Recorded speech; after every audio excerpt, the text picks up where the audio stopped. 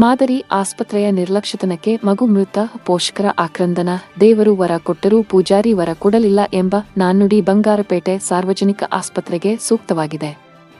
ಸ್ಥಳೀಯ ಶಾಸಕ ಎಸ್.ಎನ್. ನಾರಾಯಣಸ್ವಾಮಿ ಅವರು ಕೋಟ್ಯಾಂತರ ರೂಪಾಯಿ ಅನುದಾನವನ್ನು ತಂದು ಜಿಲ್ಲೆಯಲ್ಲಿ ಸುಸಜ್ಜಿತ ಮಾದರಿ ಆಸ್ಪತ್ರೆಯನ್ನಾಗಿ ಮಾಡಿ ಸಕಲ ಸೌಲಭ್ಯಗಳನ್ನು ಒದಗಿಸಿಕೊಟ್ಟರು. ವಿಪರ್ಯಾಸ ಸ್ಥಳೀಯ ವೈದ್ಯರು ಮತ್ತು ಸಿಬ್ಬಂದಿಗಳ ನಿರ್ಲಕ್ಷ್ಯತನದಿಂದಾಗಿ ಪದೇ ಪದೇ ಚಿಕಿತ್ಸೆಗೆಂದು ಬರುವ ರೋಗಿಗಳು ಮರಣ ಹೊಂದುತ್ತಿರುವುದು ಅವರ ಕರ್ತವ್ಯ ಲೋಪಕ್ಕೆ ಹಿಡಿದ ಕೈಗನ್ನಡಿಯಾಗಿದೆ.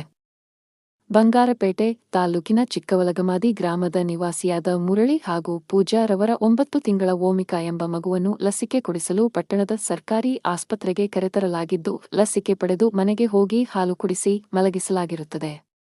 ಮಲಗಿದ ಮಗು ಮತ್ತೆ ಎಚ್ಚರಗೊಳ್ಳದ ಕಾರಣ ಭಯಭೀತರಾದ ತಾಯಿ ಪೂಜಾ ಅವರು ಖಾಸಗಿ ಓಸ್ವಾಲ್ ಆಸ್ಪತ್ರೆಗೆ ಮಗುವನ್ನು ಕರೆತಂದು ತೋರಿಸಲಾಗಿ ಅಲ್ಲಿನ ವೈದ್ಯರು ಮಗು ಮೃತಪಟ್ಟಿರುವುದಾಗಿ ದೃಢಪಡಿಸಿರುತ್ತಾರೆ.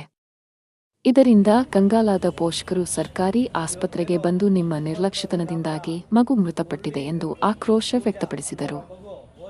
ಗ್ರಾಮ ಪಂಚಾಯಿತಿ ಸದಸ್ಯ ಚೌಡಪ್ಪ ಮಾತನಾಡಿ, ಆರೋಗ್ಯಕರವಾಗಿದ್ದ ಮಗುವಿಗೆ ವೈದ್ಯರು ಸಮರ್ಪಕವಾದ ಲಸಿಕೆ ನೀಡದ ಕಾರಣ ಮಗು ಕೇವಲ 1 ಗಂಟೆಯ ಅವಧಿಯೊಳಗೆ ಮೃತಪಟ್ಟಿರುವುದಾಗಿ ಸಂಶಯ ವ್ಯಕ್ತಪಡಿಸಿದರು. ಇದರೊಟ್ಟಿಗೆ ಅಧಿಕಾರಿಗಳನ್ನು ವಿಚಾರಿಸಲಾಗಿ ನಮಗೆ ಈ ಘಟನೆಗೆ ಸಂಬಂಧವಿಲ್ಲದಂತೆ ಕೊಠಡಿಯ ಒಳಗೆ ಹೋಗಿ ಬಾಗಿಲು ಹಾಕಿಕೊಂಡಿದ್ದರು.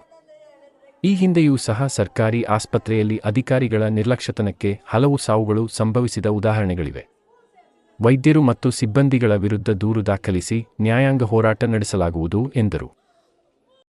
ಇವತ್ತೇನು ಚಿಕ್ಕವಲಗಮಾದಿ ಗ್ರಾಮದ ಮುರಳಿ ಪೂಜಾ ಅನ್ನೋರ ಮಗು ಓಮಿಕಾ 10 ತಿಂಗಳು, ಇವತ್ತು 9 ತಿಂಗಳು. ರಾಜ್ಯದಲ್ಲಿ ಮಕ್ಕಳಿಗೆ 9 ತಿಂಗಳ ವ್ಯಾಕ್ಸಿನ್ ಕೊಡಲಿಕ್ಕೆ ಚೆನ್ನಾಗಿದ್ದ ಮಗು, ತುಂಬ ಆರೋಗ್ಯವಾಗಿ ಸುಸ್ಥಿತಿಯಲ್ಲಿದ್ದಂಥ ಮಗುವನ್ನು ತಗೊಂಬಂದು ನಾವು ಇಲ್ಲಿ ವ್ಯಾಕ್ಸಿನ್ ಮಾಡಿಸಿದಾಗ ಸರ್ಕಾರಿ ಆಸ್ಪತ್ರೆ ಬಂಗಾರಪೇಟೆಯಲ್ಲಿ ಅಲ್ಲಿ ವ್ಯಾಕ್ಸಿನ್ ಮಾಡಿಸಿದ 1-1.5 ಗಂಟೆಗೆ ಮಗು ಮರಣ ಹೊಂದಿರ್ತದೆ.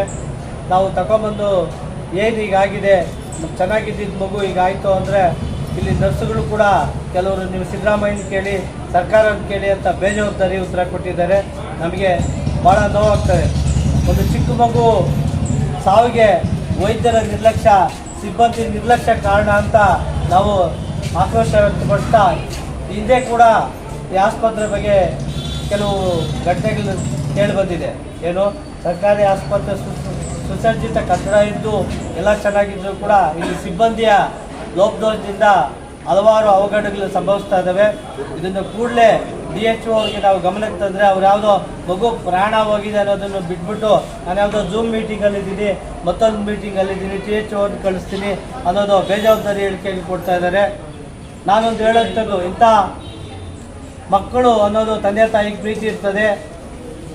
ಈ ಥರ ಘಟನೆ ಆದಾಗ ಒಂದು ವೈದ್ಯಾಧಿಕಾರಿಗಳು DHO ಅವರು ಬಂದು ಸಾಂತ್ವನ ಹೇಳುವಂಥ ಮಾನವೀಯತೆ ಕೂಡ ಅವ್ರಿಗಿಲ್ಲ ಅಂತ ಹೇಳಿ ಅವರ ನಿರ್ಲಕ್ಷ್ಯ ಧೋರಣೆಯನ್ನು ಖಂಡಿಸ್ತಾ ನಾವು ಮತ್ತೆ ಪದೇ ಪದೇ ಈ ಥರ ಘಟನೆಗಳು ನಡೆದರೆ ನಾವು ಆಸ್ಪತ್ರೆ ವಿರುದ್ಧ ಉಗ್ರ ಹೋರಾಟ ಮಾಡ್ತೀವಿ, ಕಾನೂನು ಕ್ರಮ ತಗೊಳ್ತೀವಿ ಮತ್ತು ಈ ಸತ್ತ ಮಗುಗೆ ಸೂಕ್ತ ನ್ಯಾಯ ಒದಗಿಸಬೇಕು ಅಂತ ನಾವು ಪೋಷಕರ ಪರವಾಗಿ, ಆ ಗ್ರಾಮದ ಗ್ರಾಮ ಪಂಚಾಯತಿ ಸದಸ್ಯ ನಾನು ಆಗ್ರಹಿಸ್ತಾ ಇದ್ದೀನಿ.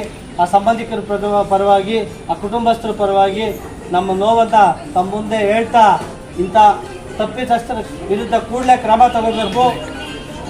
ಕಂಪ್ಲೇಂಟ್ ಲಾಂಚ್ ಮಾಡ್ತೀವಿ ಇವ್ರ ಬಗ್ಗೆ ಕೂಡಲೇ ಕ್ರಮ ತಗೋಬೇಕು. ಯಾರು ನಿರ್ಲಕ್ಷ್ಯ ಮಾಡಿದ್ದಾರೆ ವೈದ್ಯಾಧಿಕಾರಿಗಳು ಮತ್ತು ಸಿಬ್ಬಂದಿ ನರ್ಸುಗಳ ವಿರುದ್ಧ ಕೂಡಲೇ ಕ್ರಮ ತಗೊಂಡಿಲ್ಲ ಅಂದರೆ DHO ಸ್ಥಳಕ್ಕೆ ಬಂದು ನಮಗೆ ಸರಿಯಾದ ಕಾಸ್ ಆಫ್ ಡೆತ್ ಏನು, ಇದಕ್ಕೆ ಕಾರಣ ಏನು, ಇದಕ್ಕೆ ನಿರ್ಲಕ್ಷ್ಯ ವಹಿಸಿದವ್ರ ವಿರುದ್ಧ ಏನು ಕ್ರಮ ತಗೊಳ್ತೀರಿ ಅನ್ನೋದು ಹೇಳದೇ ಇದ್ದರೆ ನಾವು ಉಗ್ರ ಹೋರಾಟ ಮಾಡ್ತೀರಿ ಅಂತ ತಮ್ಮ ಮುಖಾಂತರ ಅವ್ರಿಗೆ ಎಚ್ಚರಿಕೆ ಕೊಡ್ತಾ ಇದ್ದೀವಿ.